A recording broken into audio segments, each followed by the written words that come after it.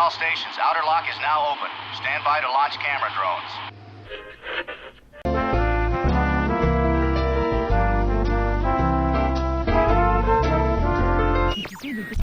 Surrender, you lily-livered lovers! Another broadside and you goes down with the tide! Yep, I'd rather be called deadly for my killer show tune medley. Thank you, 'cause way down deep inside I've got a dream. Very well then, give 'em a broadside! Pound 'em, lads! Pound 'em! WDW Radio, your information station. Hello, everybody, and welcome to the WDW Radio Show, your Walt Disney World information station. I am your host, Lou Mongello, and this is show number 210 for the week of February 20th, 2011. Walt Disney World is not just a place for kids and families to enjoy their time in the parks. In fact, it's one of the most popular destination wedding locations in the world. It's a place where fairy tale dreams have become reality for more than 40,000 brides and grooms. Each is unique and reflects the couple, and this week, we're going to meet a couple that's going through the planning process for their fairy tale wedding. We'll follow them along the way to go through the initial planning process through each of the steps in the preparation to the rehearsal and actual wedding in Walt Disney World. We'll start off this week by going through the preliminary phases and finalizing details as they get ready for the big day. Whether you're planning your own or curious about the process, it's an interesting look at how Disney literally makes dreams come true. I'll have a few announcements and then play more of your voicemails at the end of the show, so sit back, relax, and enjoy this week's episode of the WDW Radio Show.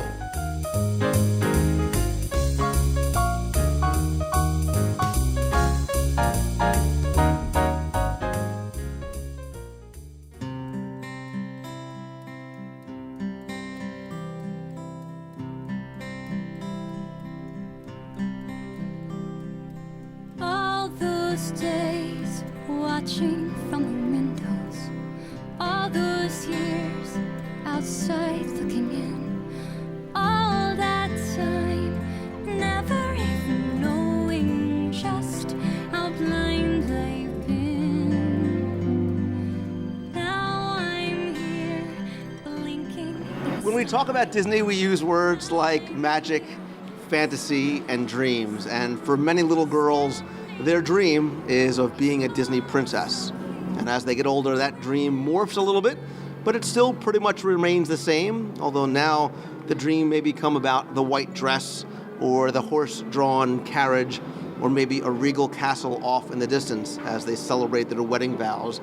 And for more than 40,000 princesses so far, that dream has become a reality as they had their fairy tale wedding come true here in Walt Disney World. It's recognized as one of the top-ranked honeymoon destinations and destination weddings venues in the world, and really the sky is the limit depending on how you want to theme your wedding, whether it's a Cinderella-style wedding in the Magic Kingdom, a Hollywood-style extravaganza over at Hollywood Studios, a themed wedding in Epcot, or maybe even something safari-themed over at Disney's Animal Kingdom.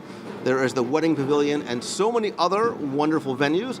And what I thought would be interesting, because I get so many questions from people about the idea of having a Disney wedding or a Disney-themed wedding, would be to talk to a couple that is making their fairy tale romance come true and having their wedding right here at Walt Disney World.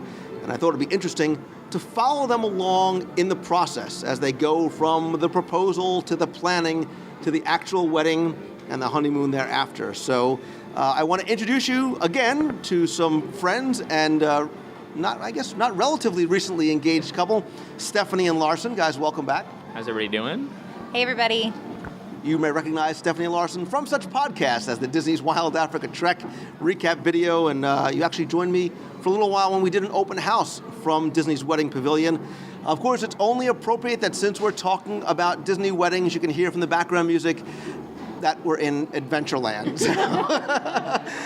The pirate music might be a little foreshadowing for the adventure that is about to be put before you, because getting married is an adventure, and there's no better way to do it than here in Walt Disney World. So as I said, we talk about, for a lot of people, this being their dream come true.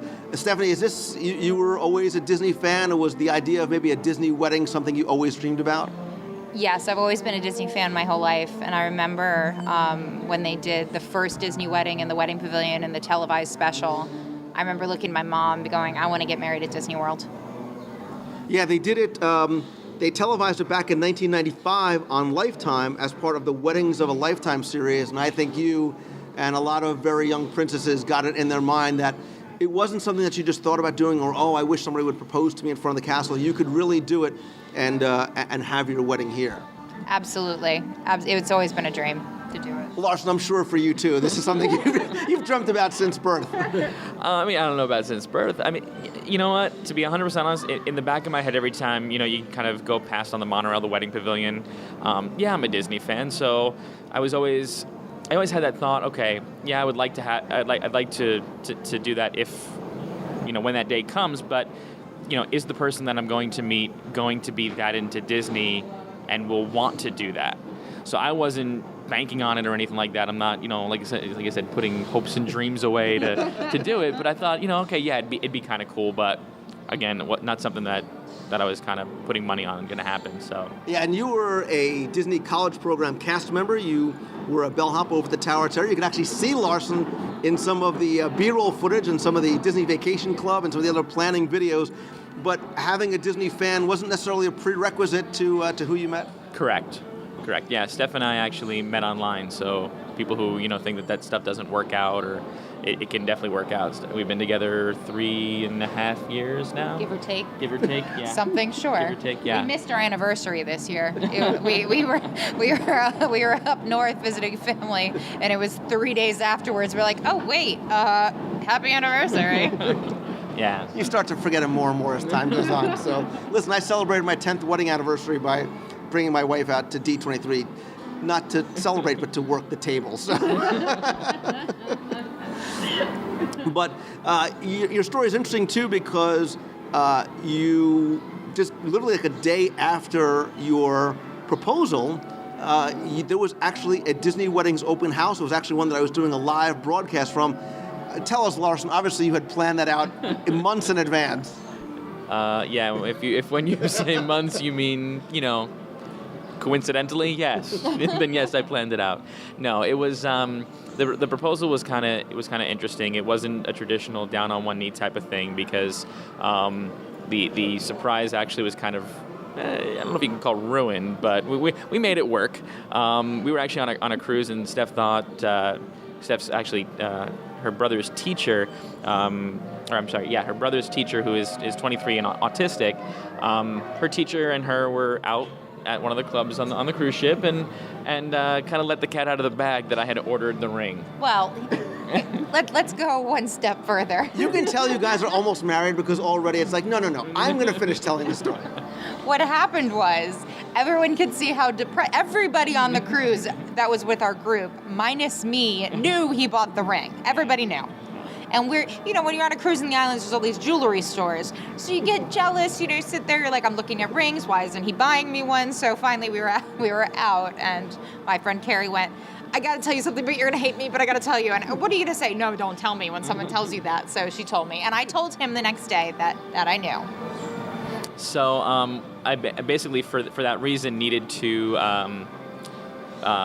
do something that kind of still took her by surprise, and because she knew that it was there, but she just didn't know when she was getting it.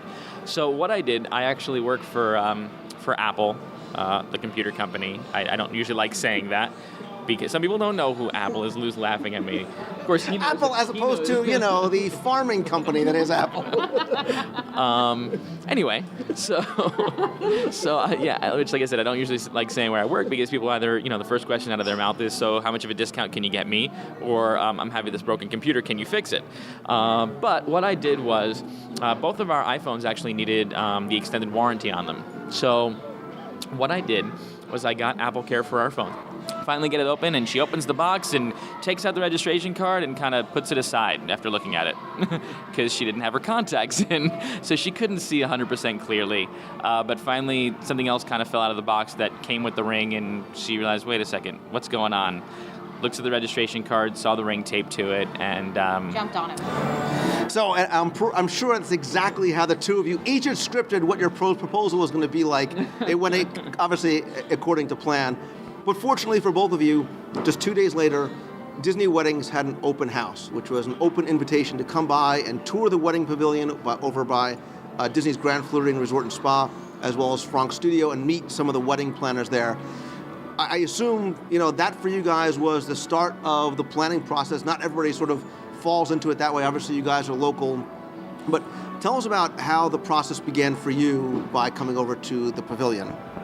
Well, my mom, as soon as we called her, she goes, "You have to go to Disney on Sunday. There's an open house. You have to go." I was like, "Wow." She was the one that told us. told you about so she had been working this out in her head.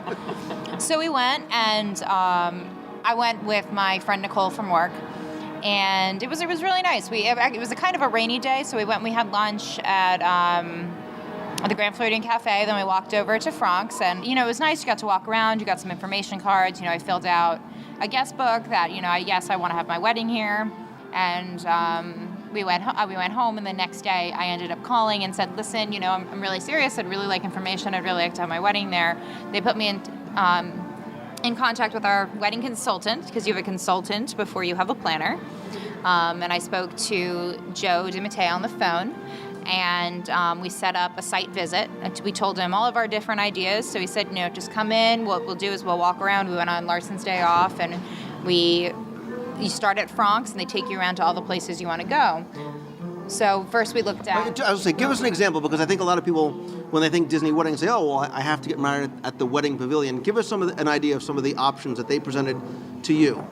You can do pretty much anything with Disney. You can have your ceremony at the beach. You can have it at different resorts. You can have it pretty much anywhere. There's we were looking at a couple different options. We were looking at the Yacht and Beach Club, at the gazebo. We were looking at the boardwalk, a couple different places, but we really didn't have an idea of what we wanted. So he let us pick whatever options we wanted to look at. There are tons and tons of options. I think they're really good with kind of, they do ask you how many people do you think you're going to be having? And then they can suggest places. So, while you may say the gazebo area off to the left, if you're going from Boardwalk into Epcot, there's that kind of gazebo there. A lot of people see that and say, oh, I'd love to get married.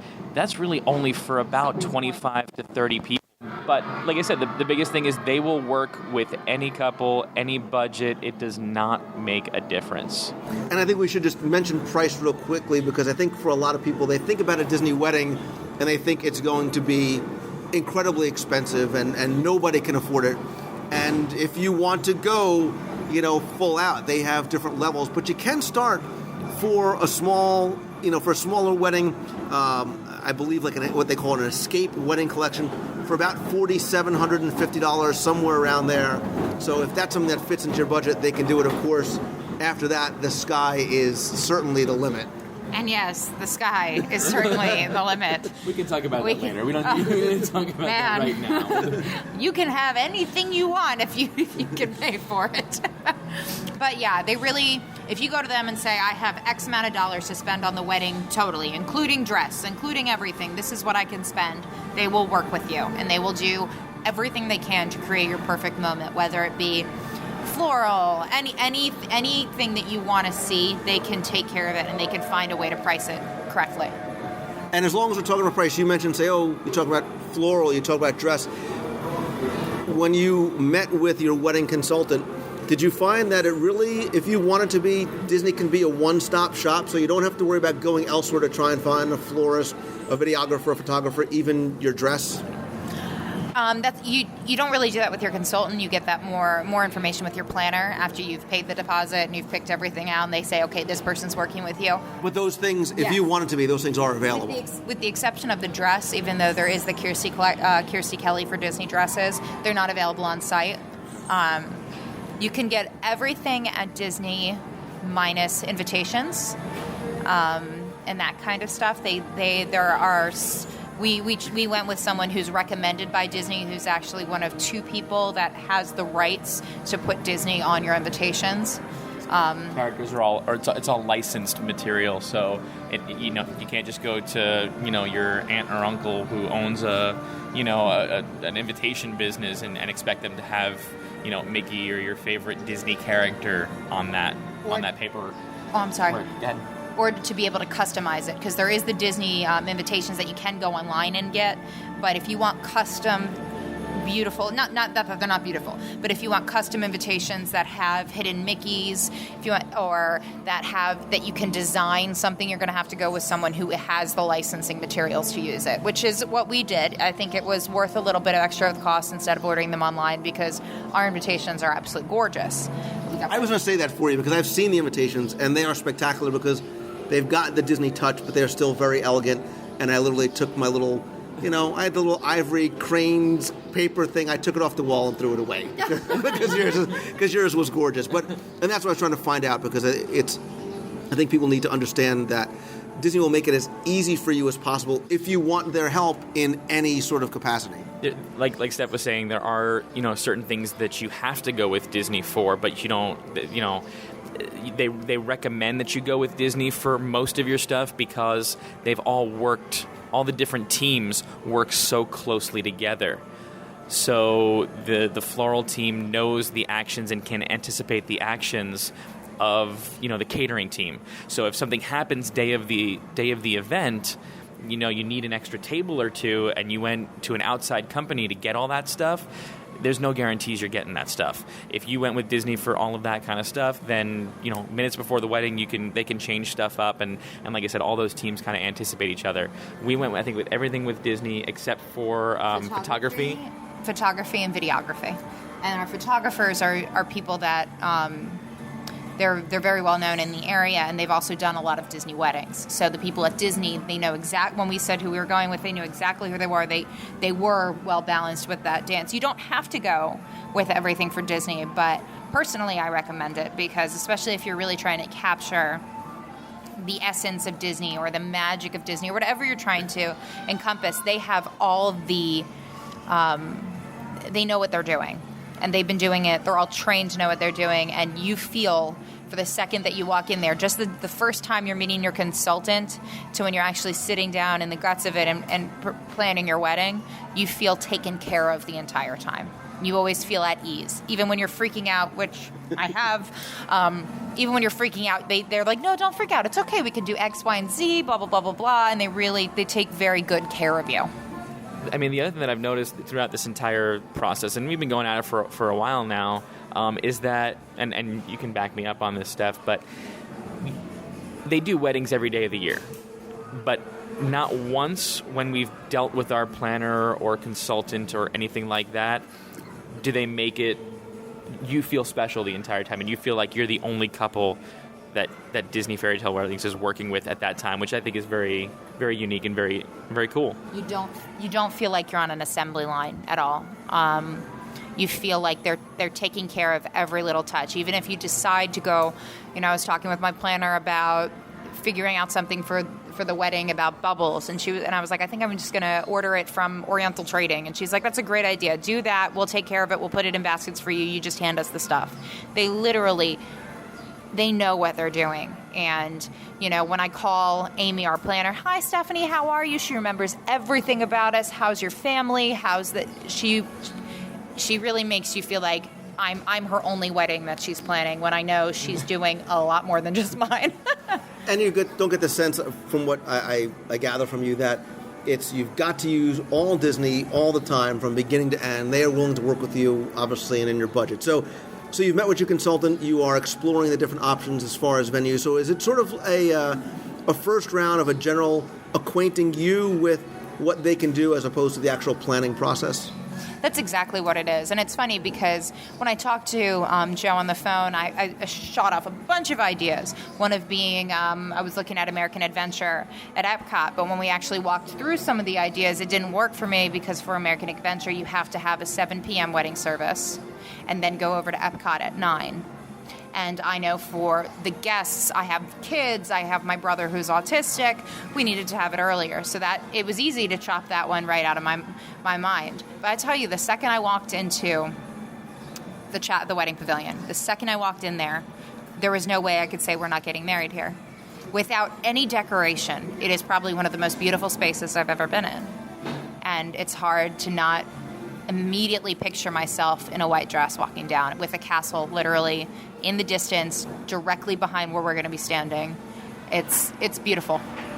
Yeah, I mean, you think cliche, and that's exactly, to be honest, what I thought. And I kind of wanted to do something in the parks or something along those lines. But like I said, when you walk in there, it's just, yeah, you're really taken aback by it.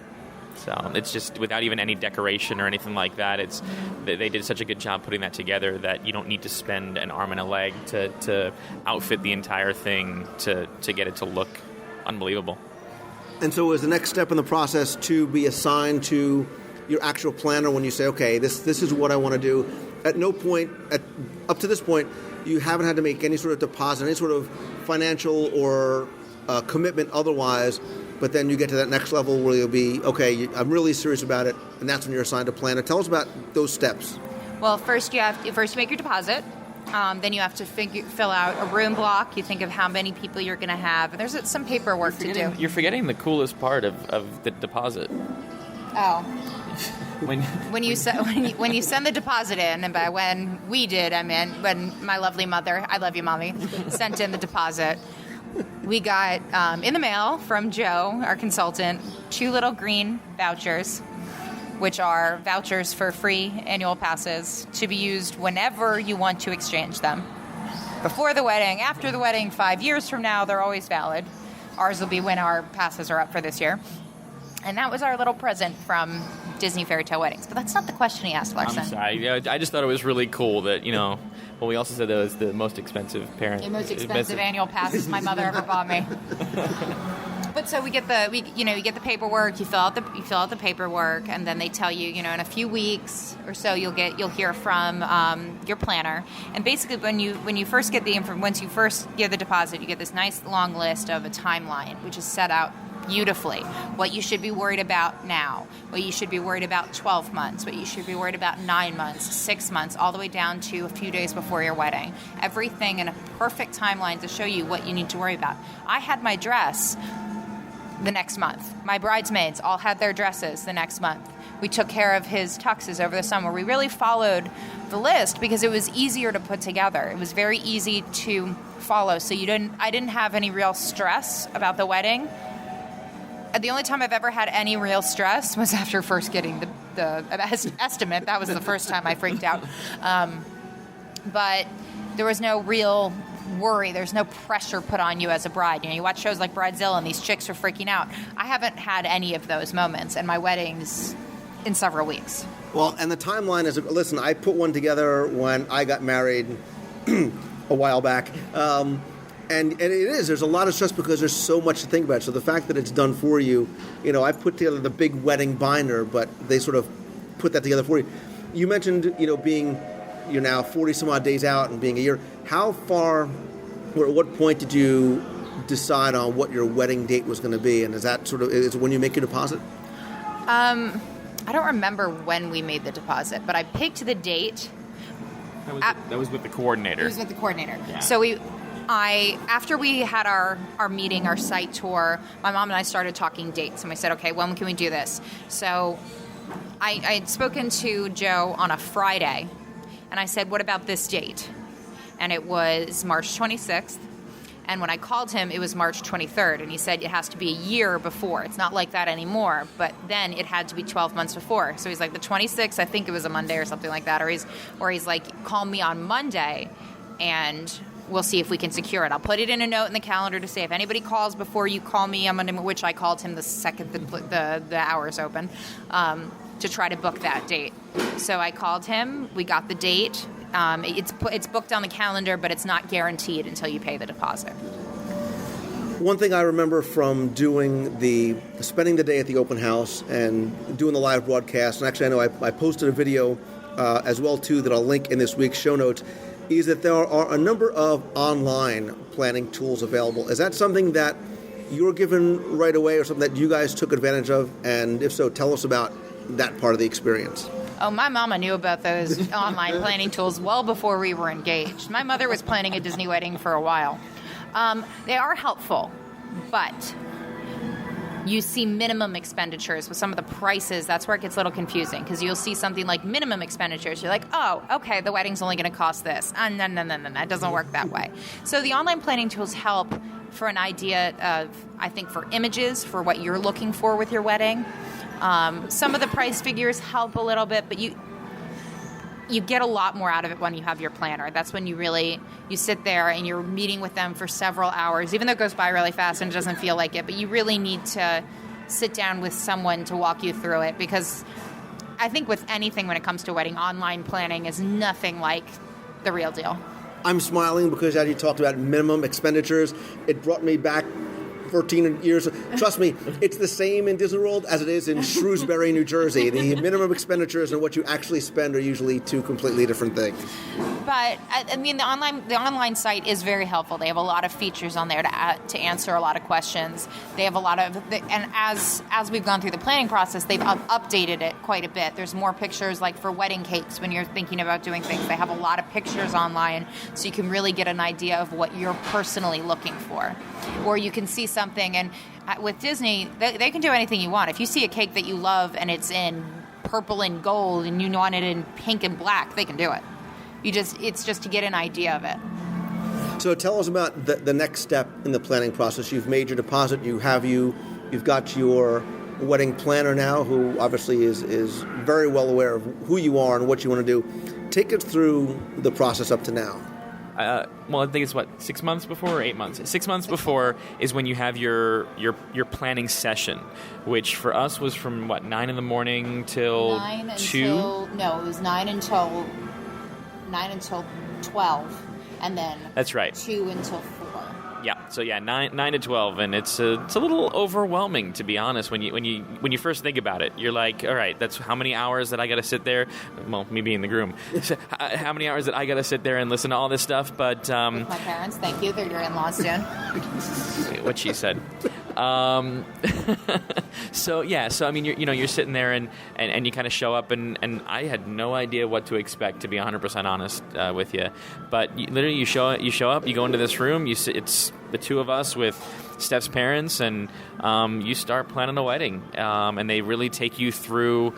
I think they're using a timeline as well, from beginning of the morning and that thing to the reception.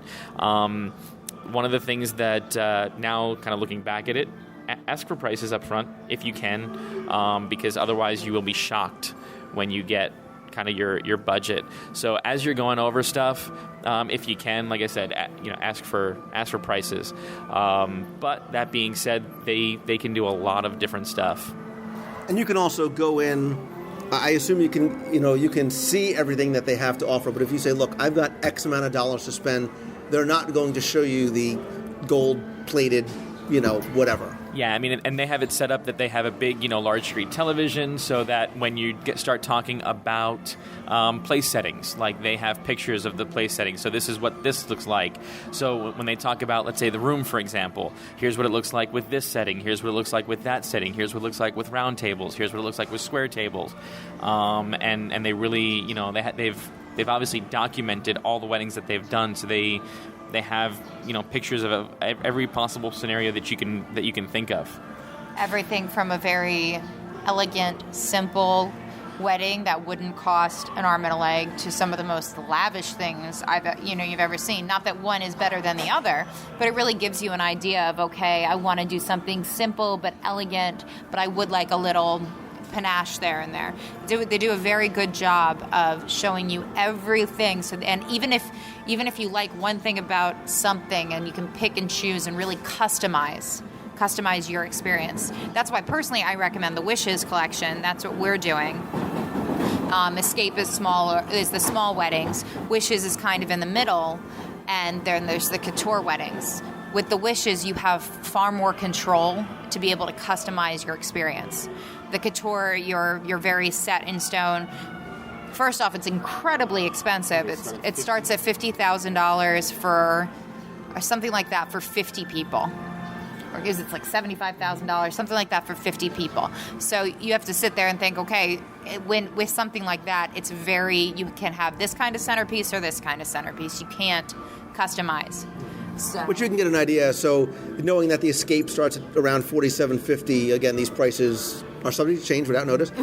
Wishes starts about $10,000 for 20 guests. And according to Disney, the average wedding at Disney for 50 people runs around $20,000. But again, you can scale, far below and certainly way up from there.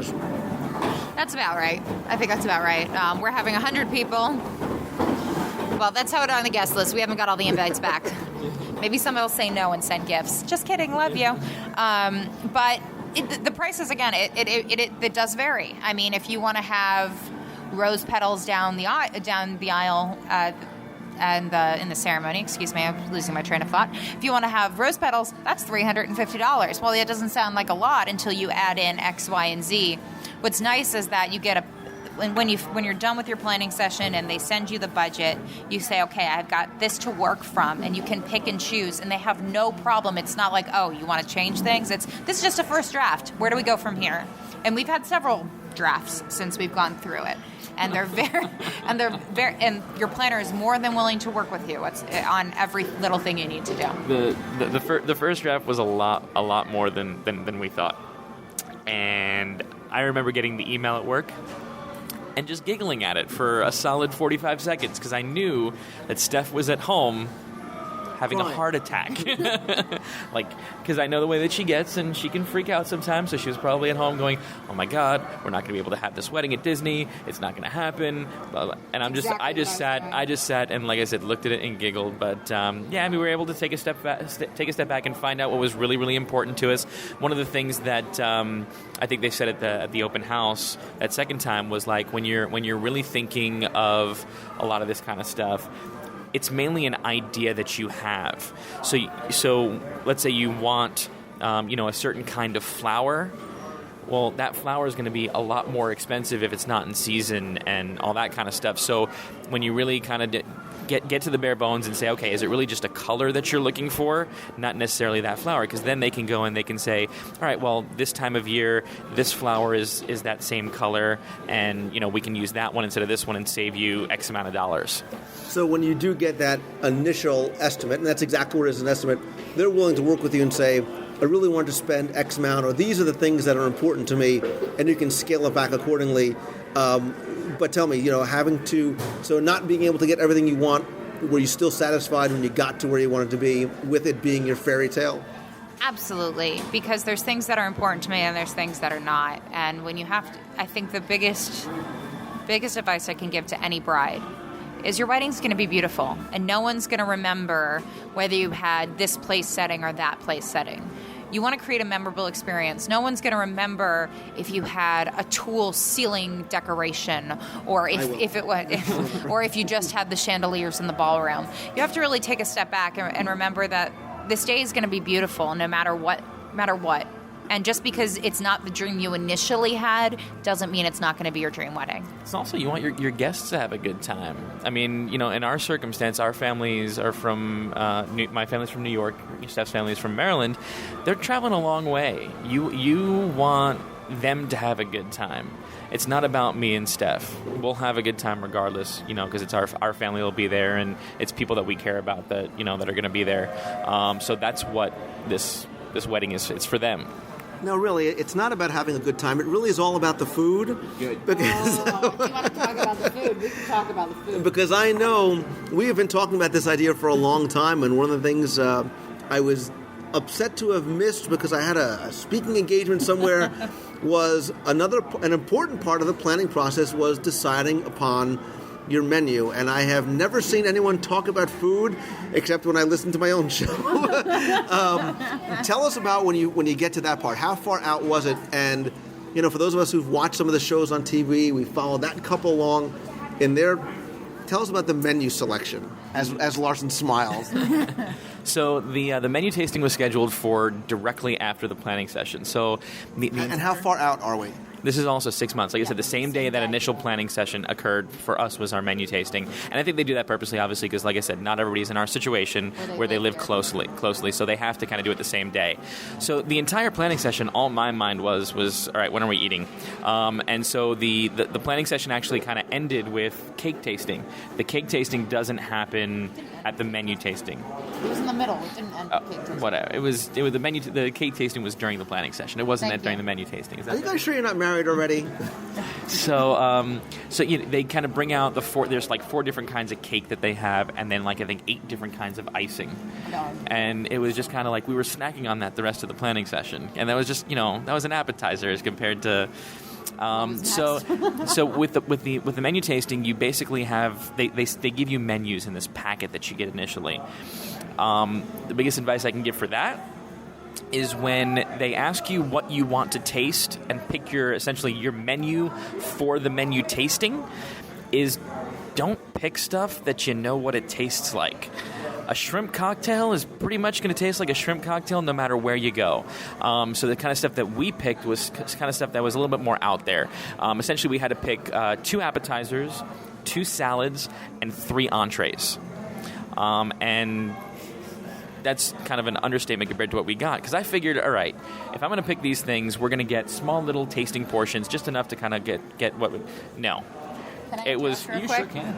Thanks. So when you think menu tasting, you probably think, they'll maybe set up a table for you in the ballroom.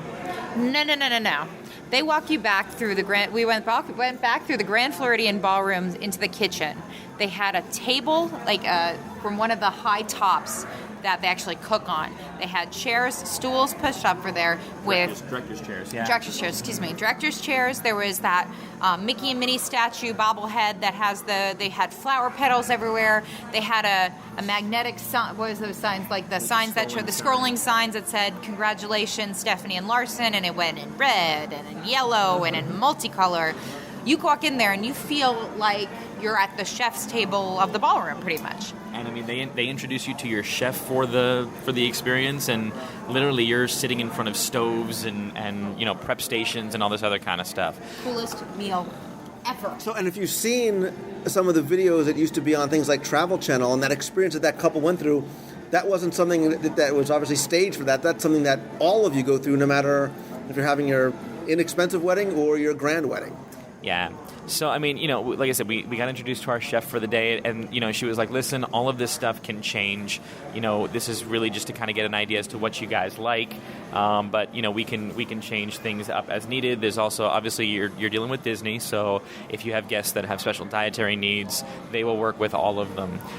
So we sit down, and they actually have all the stuff that we chose was actually on a printed menu saying, "Congratulations, Stephanie and Larson" at the top, with all the different courses that we had chosen.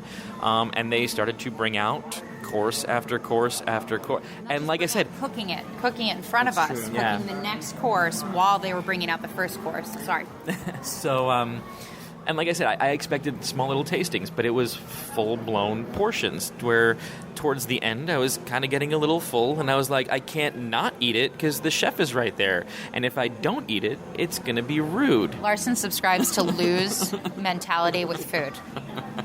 So we had and it wasn't just salads and that kind of stuff. They also did a sample of the intermezzo. So they do a sorbet, and the sorbet was actually, shockingly enough, served in a ice sculpture of Cinderella's glass slipper. With an LED inside, and it was absolutely amazing. And then we heard the price for it, and we said that's not so amazing anymore. But it was really nice. They had it set up, and my dad kept on saying as each course would come out, I can't believe this isn't banquet food. This is what we're having at the wedding. We're having this at the wedding. I must have this dish. And we picked.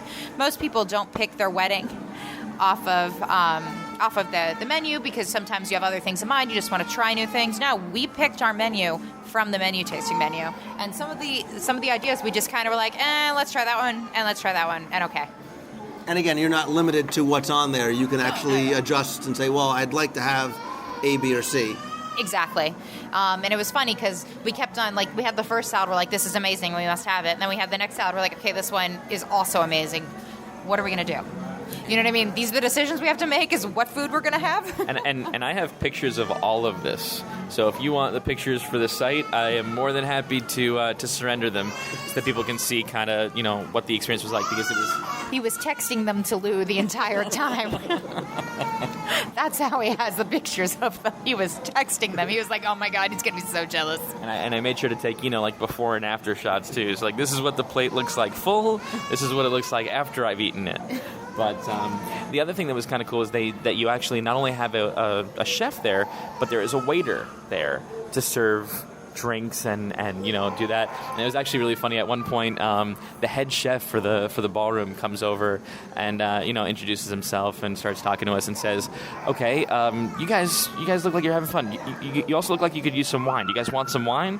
And I remember being like, "Are they going to charge me extra for this?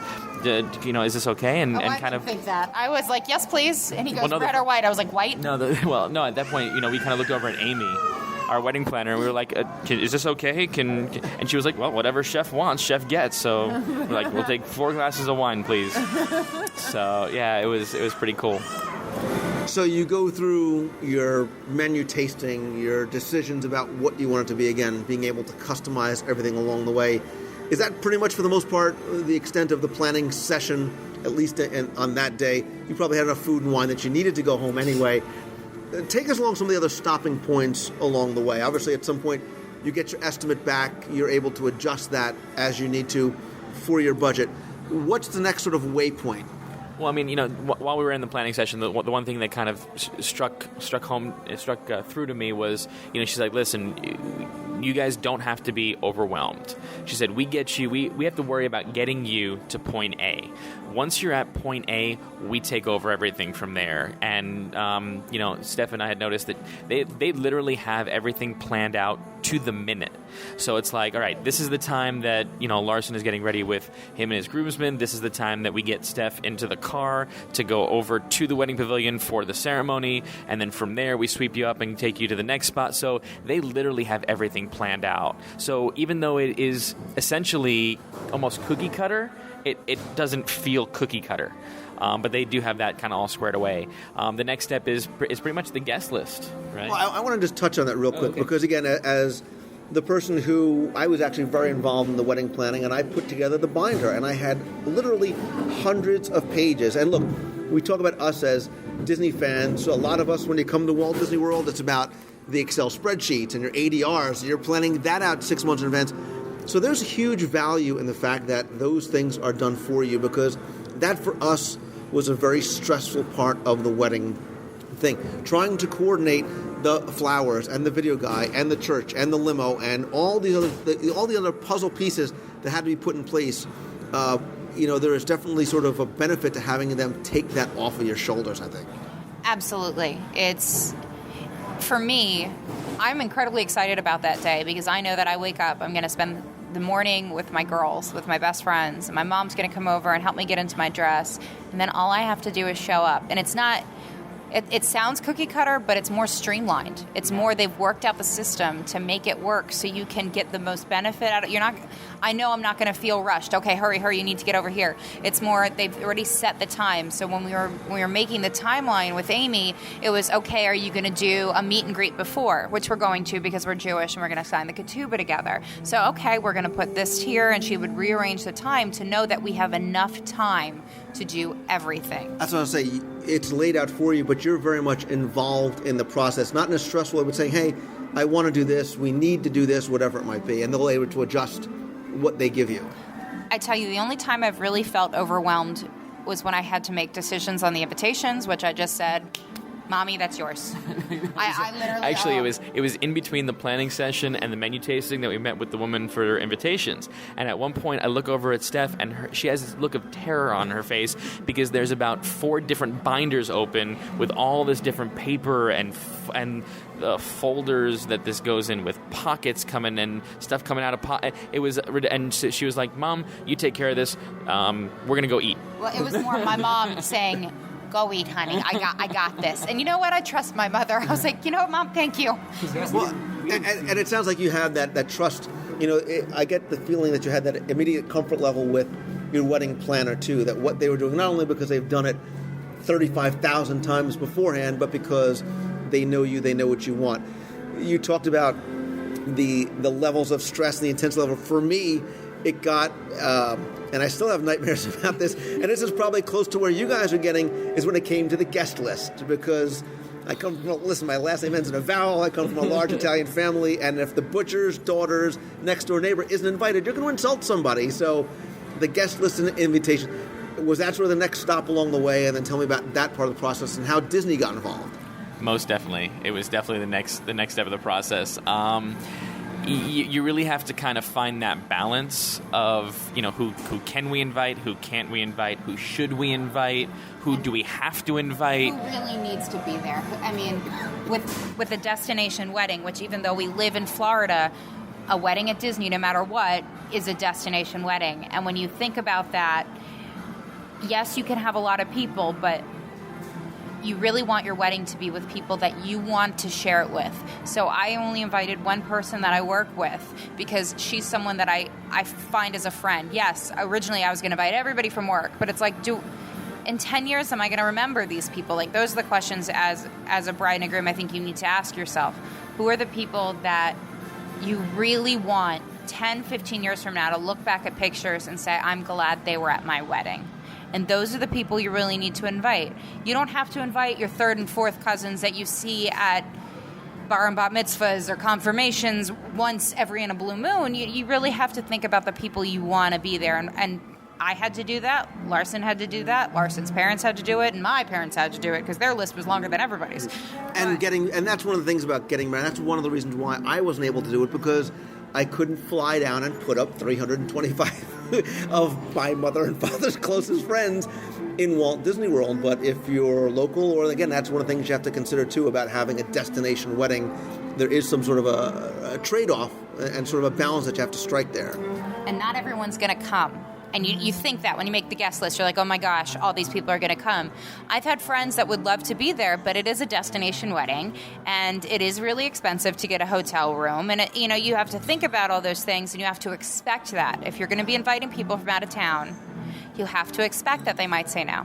And let's talk about that. So because it's a destination wedding, in addition to the planning for your portion of it, which is the wedding itself, what about things like, where are my guests going to stay? Is it, hey, you guys are on your own, figure out your own room, or how does that work? Not at all. That's kind of, after you have the guest list all together, essentially what it used to be was they'd give you a wedding website, which has all the information for hotel rooms, park tickets, and all that kind of stuff. They've actually recently transitioned over to a Facebook app.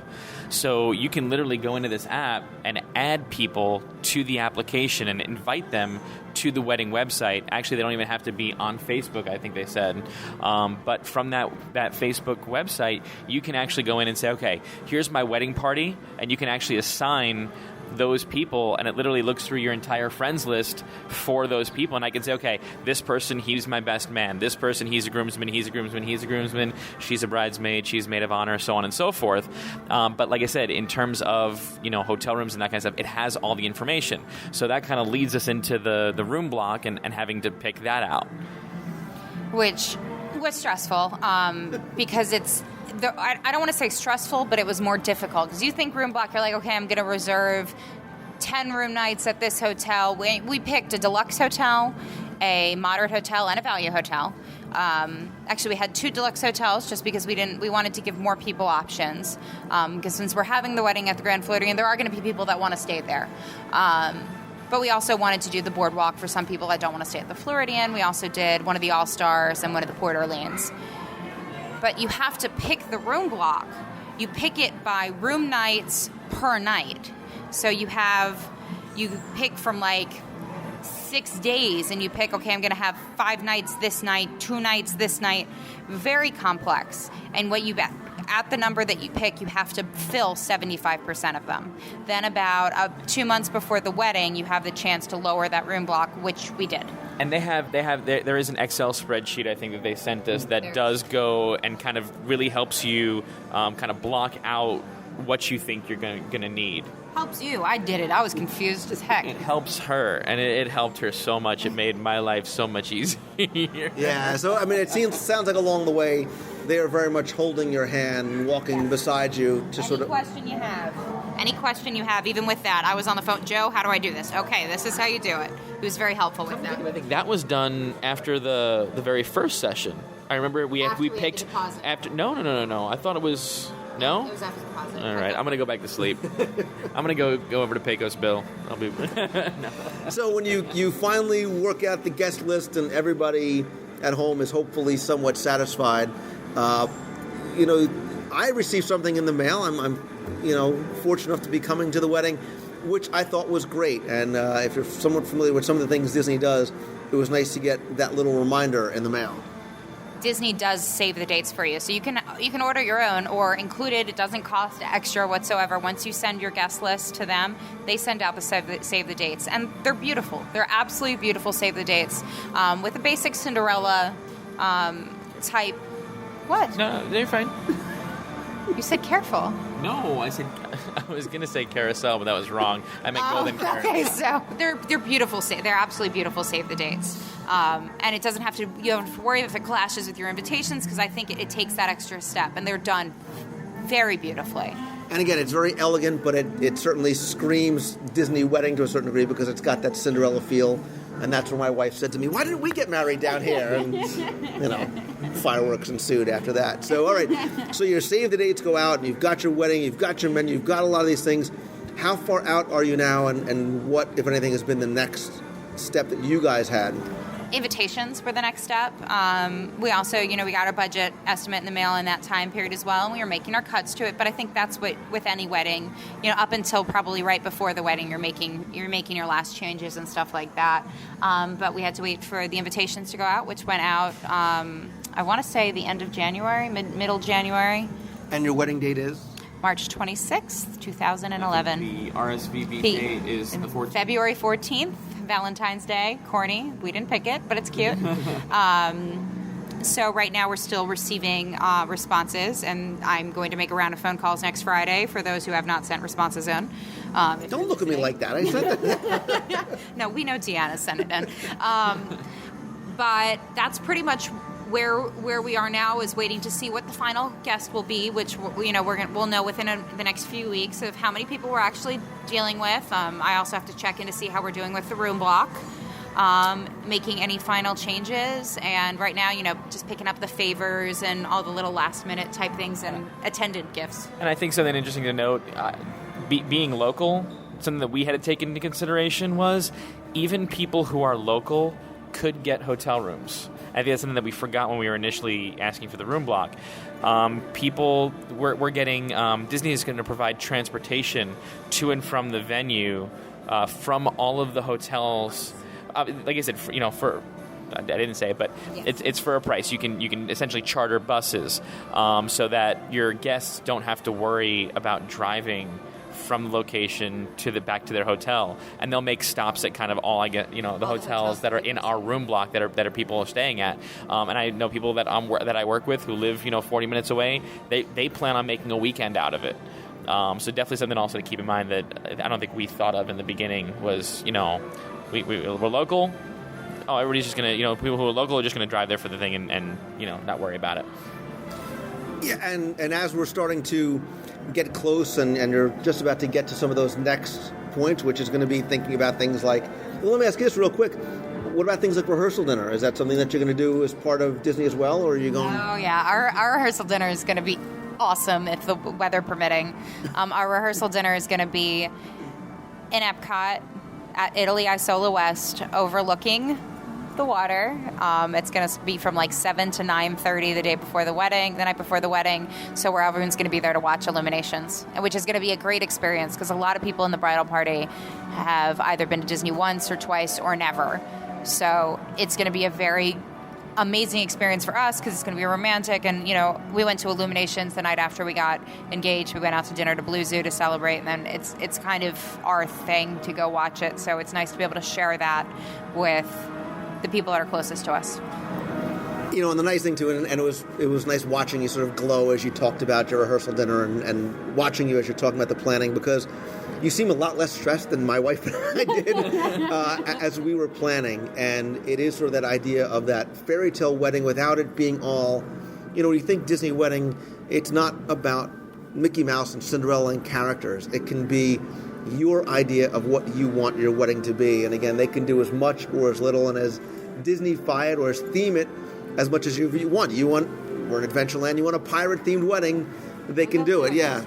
And it's also about, for me, I always love the hidden Mickeys of it. In our invitation, there's several little elegant Mickeys. Well, my bouquet is going to have crystal Mickeys in it that you're only going to see up close, but it's that touch to me that means something to me.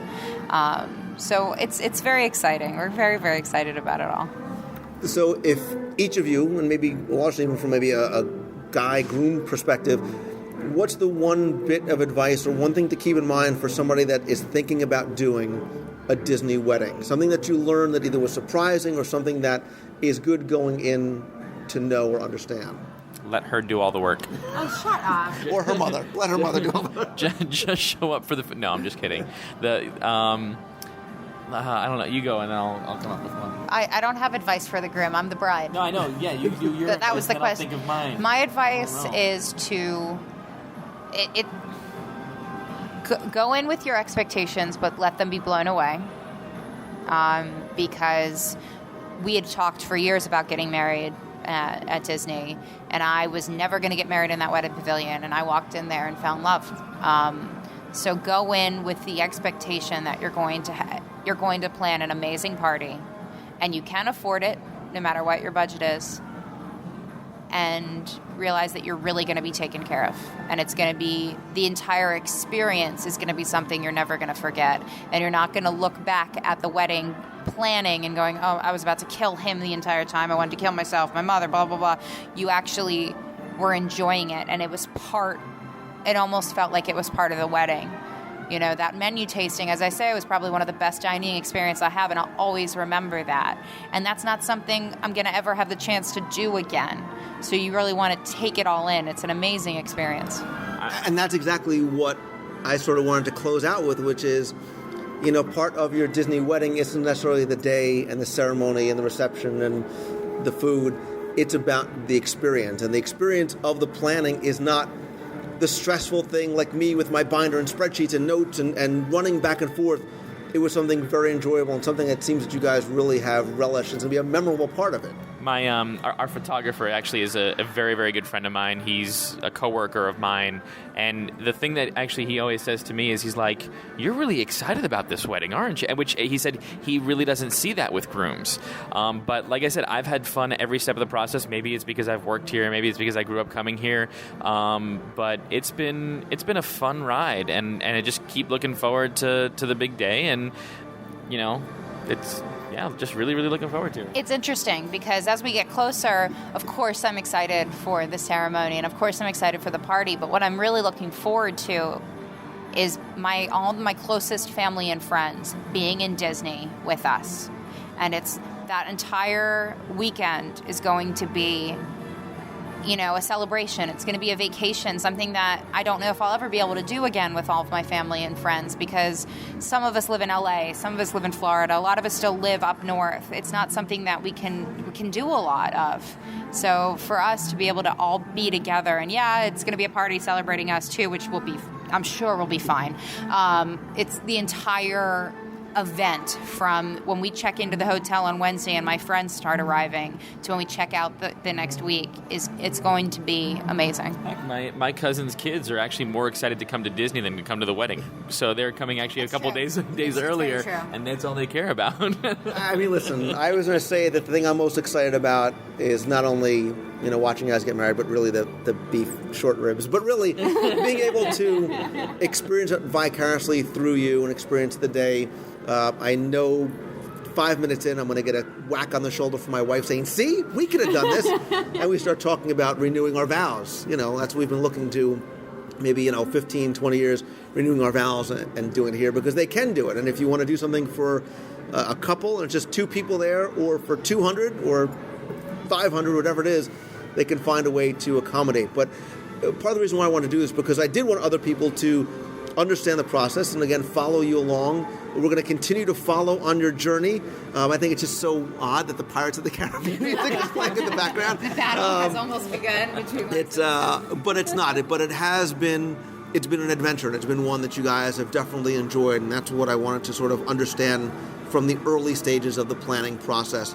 For more information, not necessarily about Larson and Stephanie personally, but about Disney weddings, of course, go over to DisneyWeddings.com. You can also make it, if you're around here or be coming down and thinking about a Disney wedding, you can call up Disney Weddings, maybe come by and talk to a coordinator, go look at Frank's studio, get a tour of the wedding pavilion, get an idea of what they can do for you. And again, thank you guys for letting us share in this with you and follow along the way.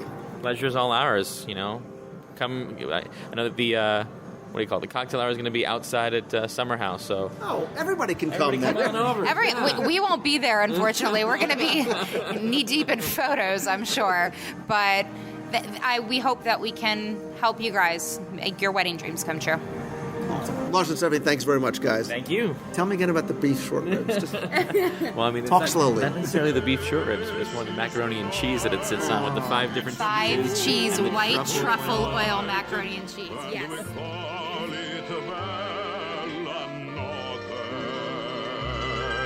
Look at the skies, they have stars in their eyes on this lovely bella northern.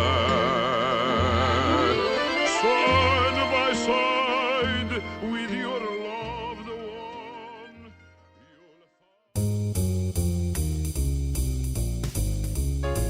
That's all the time we have for this week's show. Thanks again to my friends Larson and Stephanie for letting us tag along and be part of their wedding planning process. They'll be back as they get farther along in the wedding process, and they'll also have a few videos along the way as well.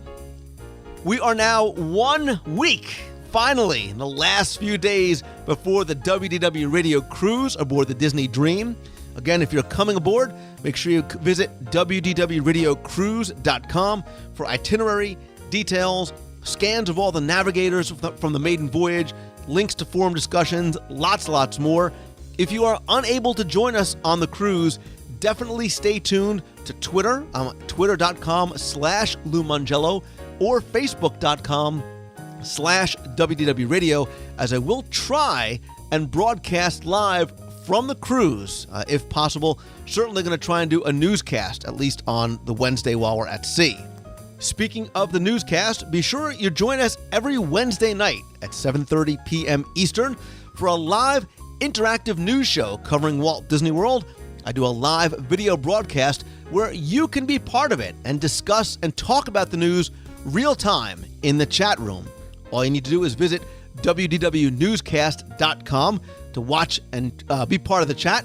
If you can't make it live, don't forget you can also watch later on that evening and anytime and continue the conversation over in our YouTube channel. We're youtube.com/WDW Radio.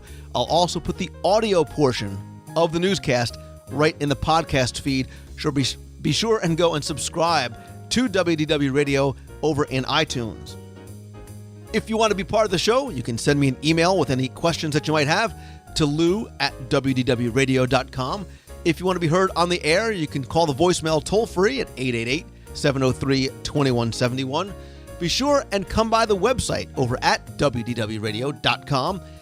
There, you can not only check out the show notes for this week's show, but all of the past episodes of the podcast. We also have blog posts, photo galleries. You can also check out all the videos that we have, and I will be posting some more videos, definitely within the next week or two. Certainly more from the Disney Dream that's coming. Make sure you check for the video section on the site. You can also sign up for our free email newsletter, find out all the ways you can connect with the show, and really be part of the community and join the WDW Radio forums, where you can talk with other Disney fans in a fun, family-friendly, safe environment. You'll find a link to the forums right on the top of the homepage of WDWRadio.com. While you're there, don't forget you can shop in the WDW Radio store, where you can order signed copies of my Walt Disney World Trivia Books, Volumes 1 and 2. And you can also purchase the audio guides to Walt Disney World, where I take you on a virtual walking tour through Walt Disney World's history, overlooked experiences, details, and lots more. There's Main Street, Adventureland, Fantasyland, Liberty Square, and of course Mickey's Toontown Fair, as I make my way getting ready to finish the Magic Kingdom and work through the rest of the Disney parks. There's a special going on right now. You can buy all 5 on CD. Special offer there. You can also get them as a group or individually as instantly downloadable MP3 files as well. I have just finished proofing issue 16 of Celebrations magazine, the bi-monthly print publication from me, Tim Foster, and a host of incredible contributors. The next issue is full of lots of Epcot goodness, including some Wayback Machine articles about Horizons, the land, some things that never came to be. There's interviews, games, lots more. You can find out more, order individual or back issues, or subscribe over at celebrationspress.com. Quick reminder about a few upcoming meets of the month in Walt Disney World. The next one is going to be next Saturday, February 26th, 9:30 a.m. over at the Boardwalk Bakery. The following March's meet is going to be Saturday, March 5th from 1:30 to 3:30. We'll meet at the outdoor seating area of the Yak and Yeti restaurant at Disney's Animal Kingdom. Spend some time there and then go ride Expedition Everest. For more information about these meets, find out how you can RSVP on Facebook, although you don't need to.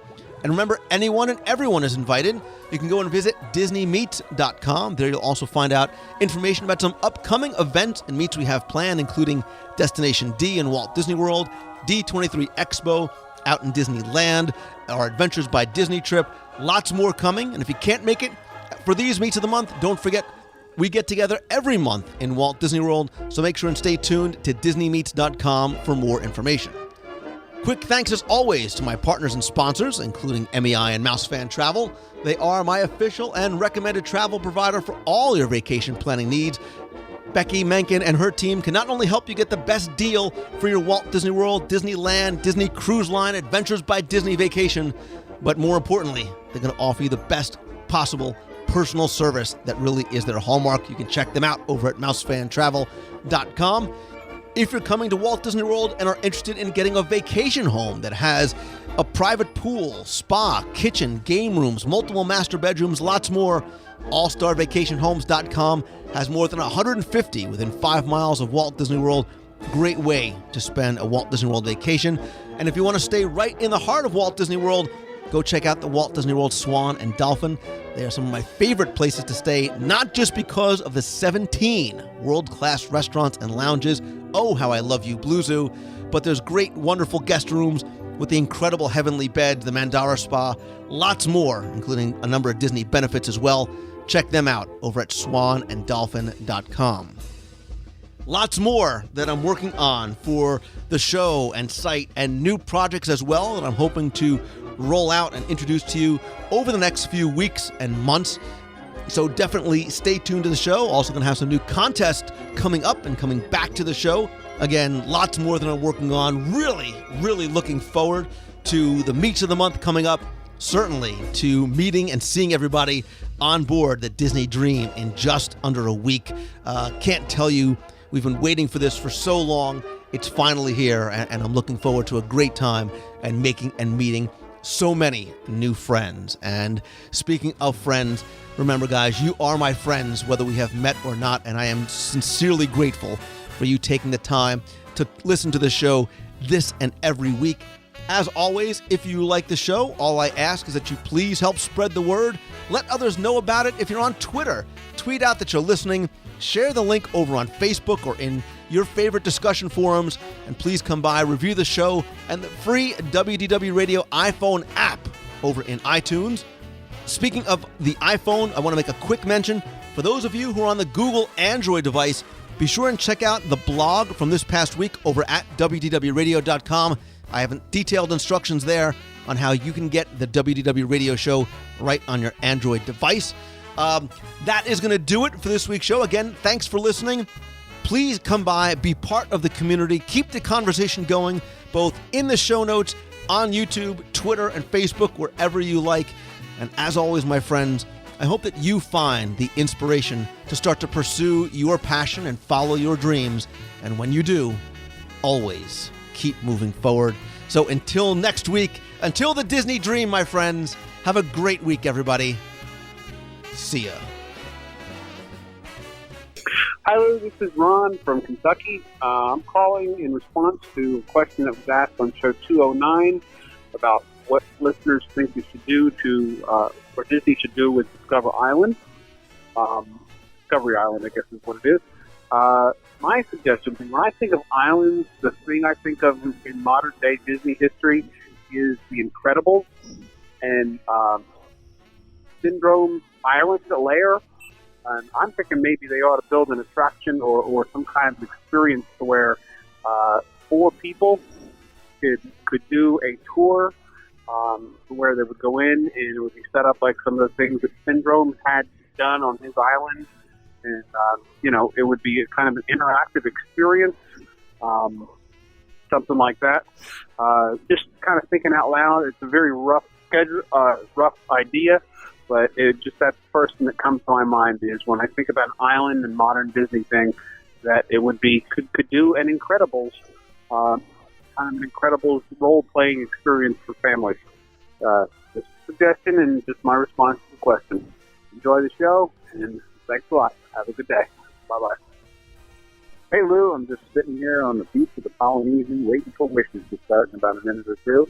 I'm going to give you a big thanks for helping me get the podcast on to Google Listen by just subscribing to it. Really appreciate your help. Thanks. Talk to you later.